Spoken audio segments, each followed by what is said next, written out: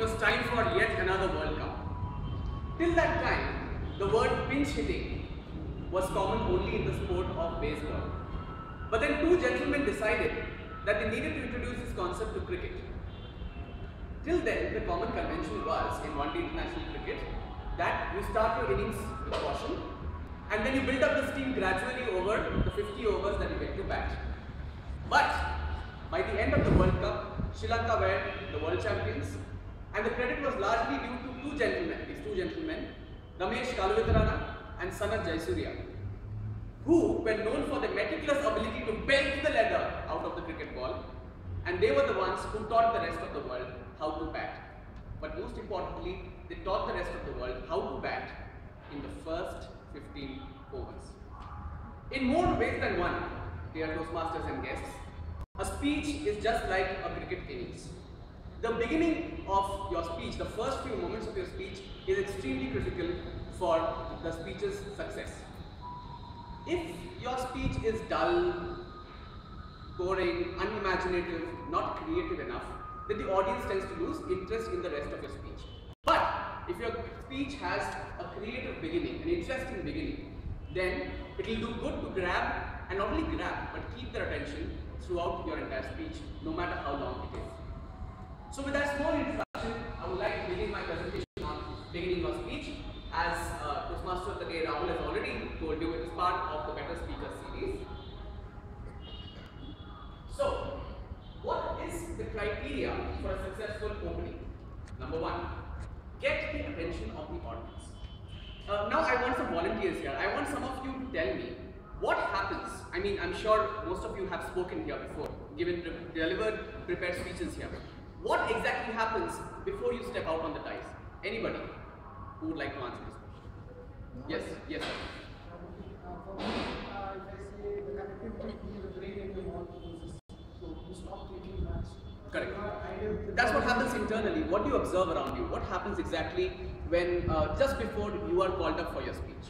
So let us just start from the time when your evaluator is asked to read out the points. What happens between that and between the time you come on stage to speak? So it's all about like when you see the audience, you try to see at the whole as an audience, and probably the actions of the audience will also make you more cautious about how you speak, and you are doing things more about what audience are thinking when you are walking, probably, or your body language, and based on the body language, what audience are thinking. Perfect. Anybody else who would like to take?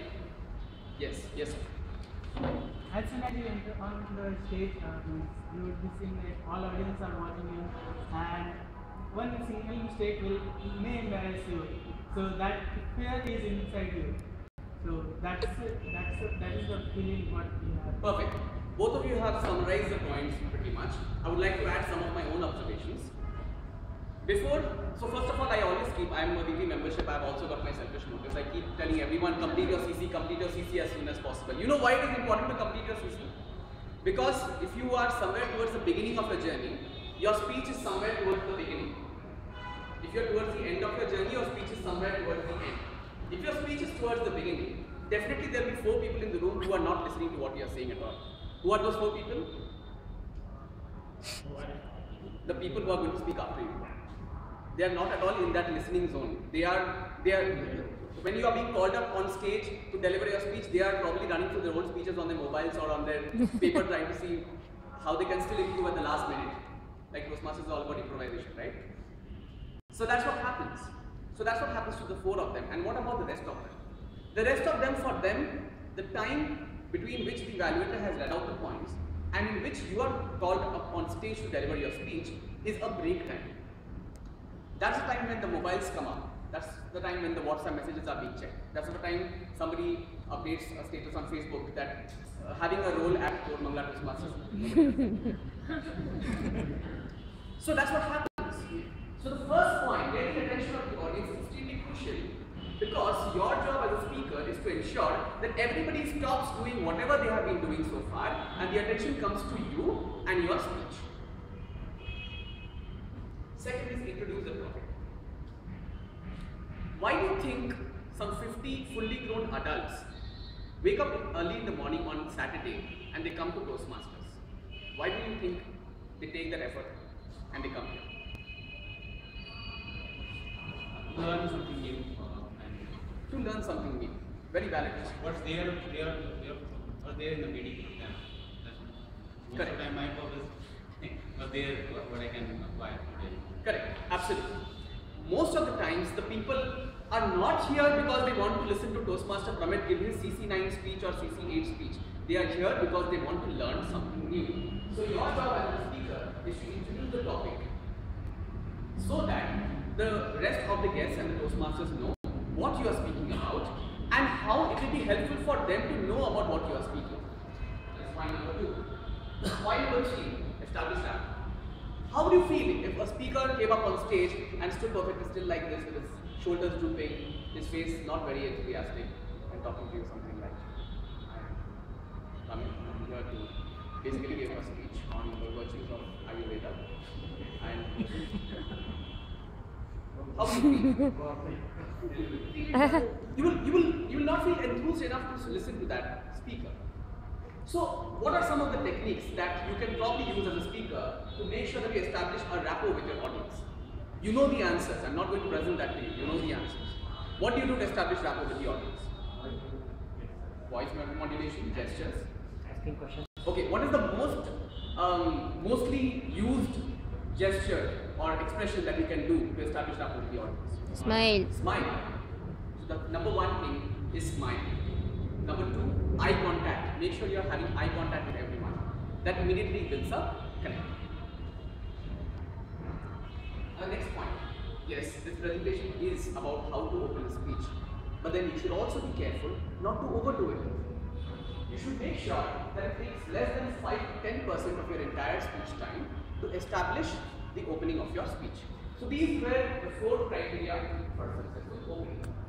Now, we will move on to certain opening techniques which you can use as speakers to make sure that you are having a very effective and a very powerful opening to your speech.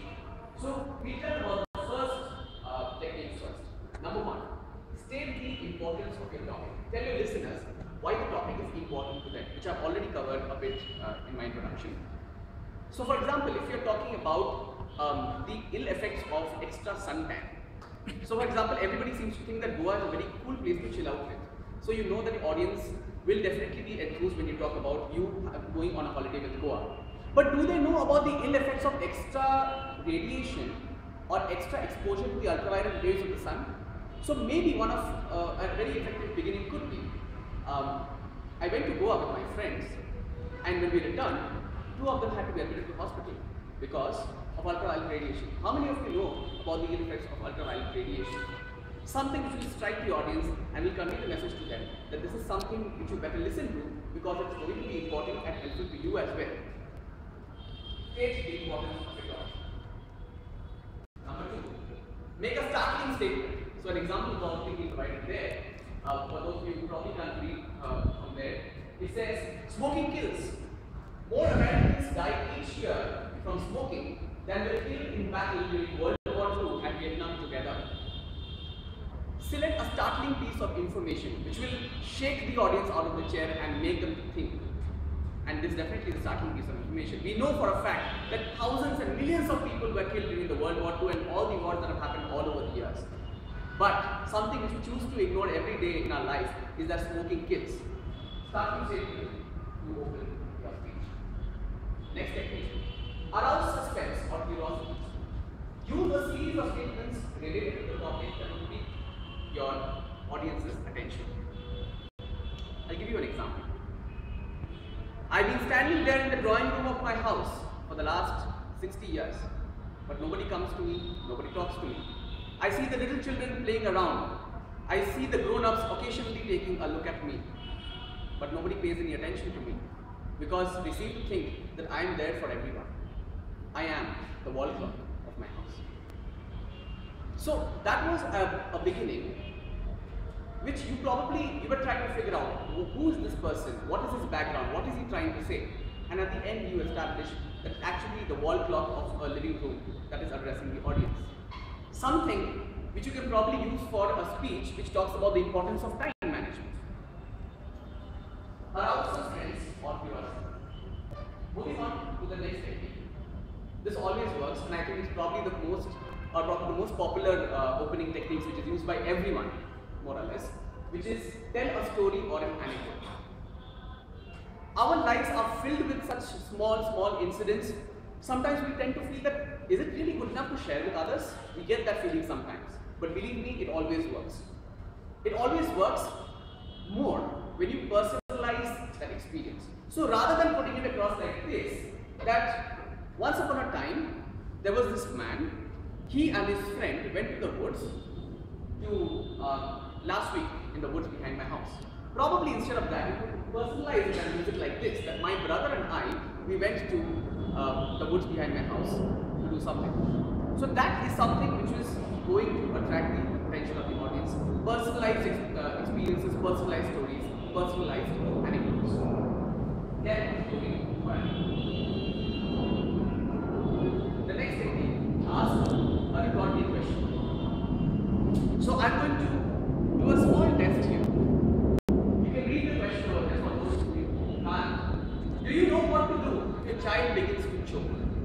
What do you think is the speech going to be all about if a speech begins like this?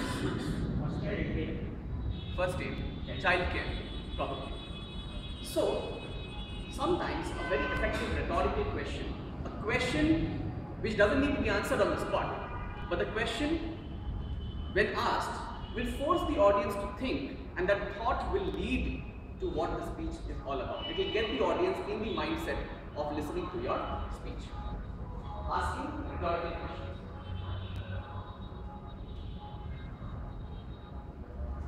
The next thing is begin with a quotation, and quite a lot of us do that because quotation can add authority, it can amuse the audience, it can also dramatize a speech. So, for example, a speech which is about the virtues of why you should be punctual, right? So you can probably start with a dialogue from some famous movie like that was a joke, sorry.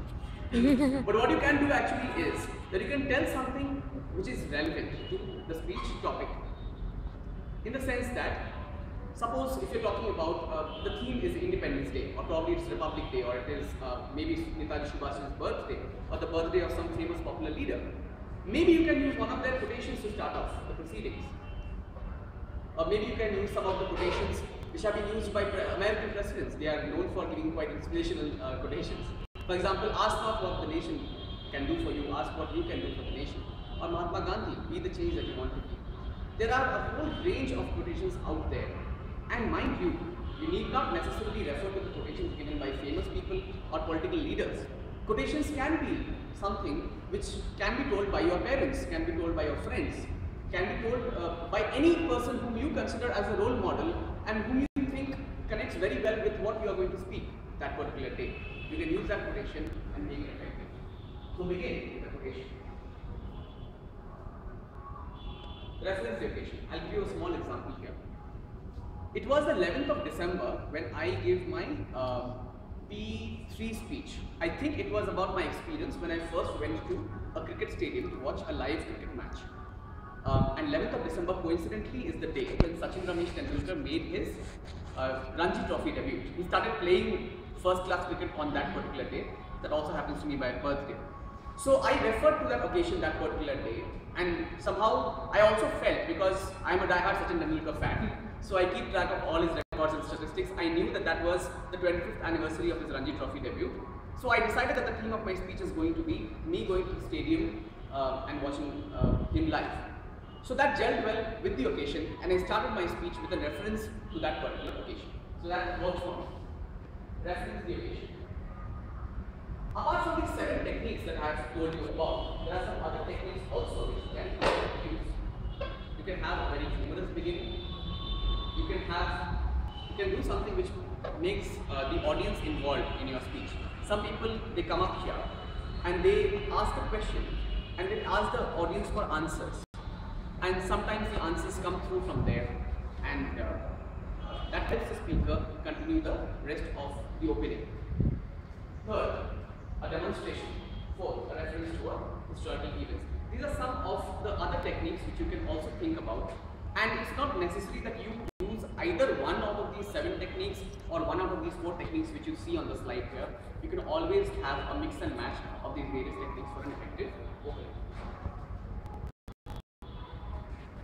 This probably is the most important slide of my presentation, because we get a whole lot of ideas, imagination runs wild, and we tend to think that we can open a speech in whichever way we choose and everything is justified. We tend to think in that way.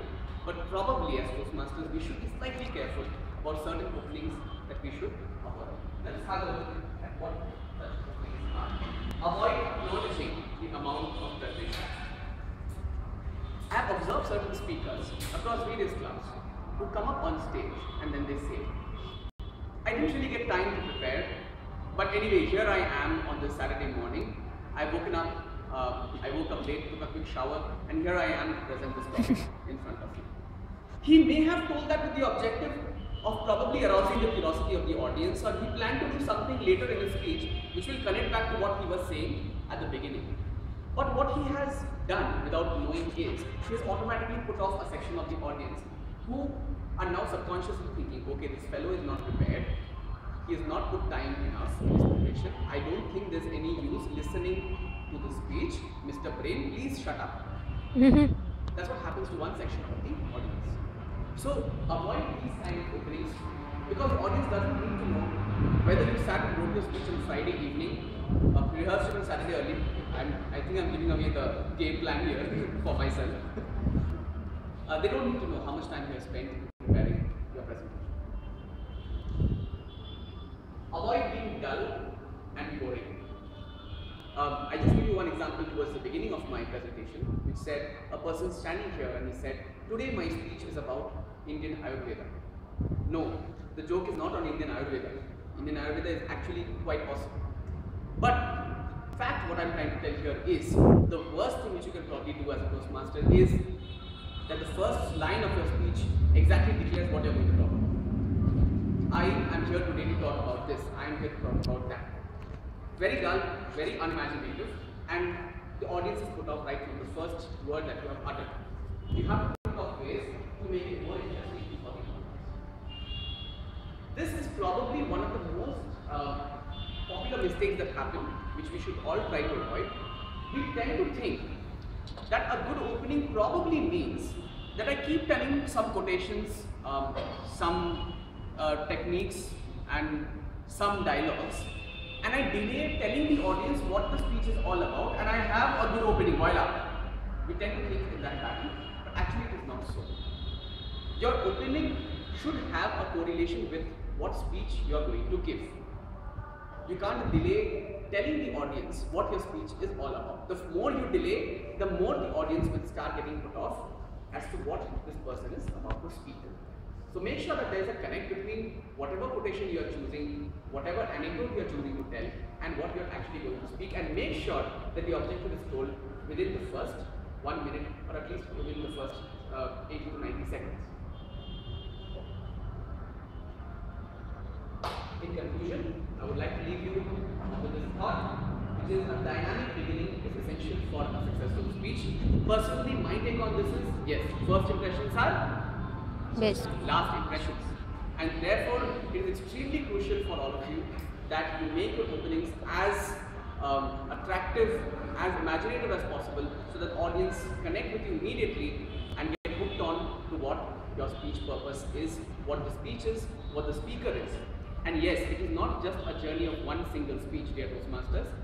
You will keep coming back to the club for further speeches, you will keep going to other clubs also to give further speeches. You need to do this so that the people over there remember you for that brilliant quotation you started your speech with. They look forward to having you there for their next meetings. They look forward to listening to you again. And that is probably what we are all set here to achieve. We just don't want to be CCs or ALBs or ACSs or ALBs. That's not our objective here. We want to morph into excellent communicators and excellent leaders. So with that thought, I would like to conclude my presentation. Thanks a lot for bearing with me for the last 9.5 minutes. Over to you.